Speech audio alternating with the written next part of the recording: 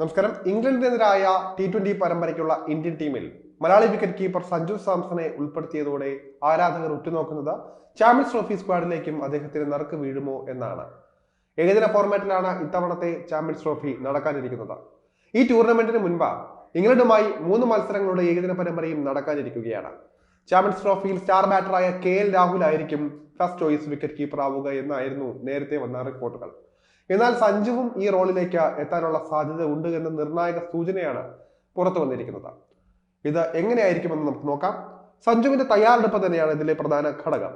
സഞ്ജു സാംസന്റെ പുതിയ പരിശീലന വീഡിയോയാണ് ICC ചാമ്പ്യൻസ് ട്രോഫിയിൽ അദ്ദേഹത്തിന്റെ പങ്കാളിത്തം സംബന്ധിച്ചുള്ള സൂചനകൾ നൽകുന്നത്.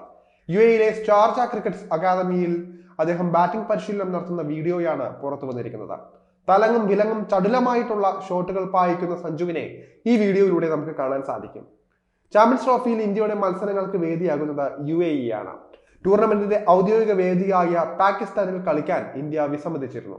തുടർന്നാണ് ചാമ്പ്യൻസ് ട്രോഫി ഹൈബ്രിഡ് മോഡലിലാക്കുകയും ഇന്ത്യയുടെ മത്സരങ്ങളെല്ലാം ദുബായിലേക്ക് മാറ്റുകയും ചെയ്തത്.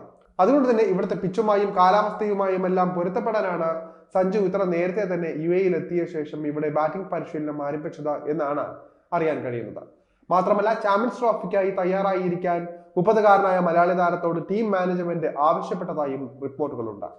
പുതിയ കോച്ചായി ഗൗതം ഗംഭീർ എത്തിയതിനു ശേഷം വലിയ പിന്തുണയാണ് സഞ്ജുവിന് ലഭിച്ചുകൊണ്ടിരിക്കുന്നത്.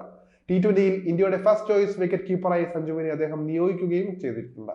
തുടർച്ചയായ 3ാമത്തെ T20 പരമ്പരയിലാണ് മലയാളി താരത്തിന് ഈ റോള് ലഭിച്ചിരിക്കുന്നത്. ടീമിന്റെ ഫസ്റ്റ് ചോയ്സ് വിക്കറ്റ് കീപ്പർ താനായിരിക്കുമെന്ന് ഗംഭീറും T20 ക്യാപ്റ്റനായ സൂര്യകുമാർ യാദവും നേരത്തെ അറിയിച്ചിരുന്നതായും ഇതിനായി തയ്യാറായിരിക്കാൻ ആവശ്യപ്പെട്ടിരുന്നുവെന്നും സഞ്ജു മുമ്പ് വെളിപ്പെടുത്തിയിരുന്നു. ഇപ്പോൾ ചാമ്പ്യൻസ് ട്രോഫിക്ക് മുൻപും ഈ തരത്തിൽ അദ്ദേഹത്തോട് തയ്യാറായിരിക്കാൻ ഗംഭീറിൽ നിന്നും നിർദ്ദേശം ലഭിച്ചു കഴിഞ്ഞു എന്നാണ് മാധ്യമങ്ങൾ പുതിയ വീഡിയോ ദൃശ്യങ്ങളിൽ നിന്ന് പുറത്തു വരുന്നത്. അതുപോലെ തന്നെ ചില മാധ്യമങ്ങളും ഇത് റിപ്പോർട്ട് ചെയ്തിട്ടുണ്ട്.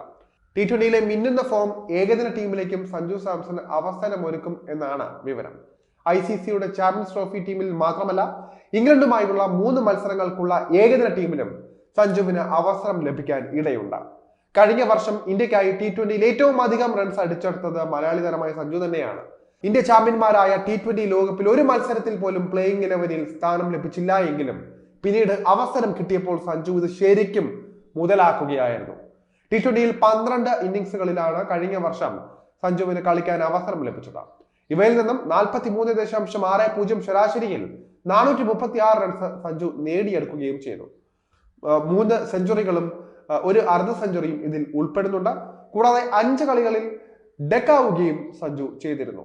ഒരു കലണ്ടർ വർഷത്തിൽ T20യിൽ 3 സെഞ്ചുറികൾ നേടിയ ആദ്യ താരമെന്ന ലോക റെക്കോർഡും സഞ്ജുവിനെ തേടിയെത്തുകയായിരുന്നു. ബംഗ്ലാദേശിനെതിരെ ആയിരുന്നു അദ്ദേഹത്തിന്റെ കന്നി സെഞ്ചുറി. പിന്നീട് സൗത്ത് ആഫ്രിക്കയുമായുള്ള 4 T20 കളിൽ 2-ലും താരം സെഞ്ചുറി നേടുകയും ചെയ്തു.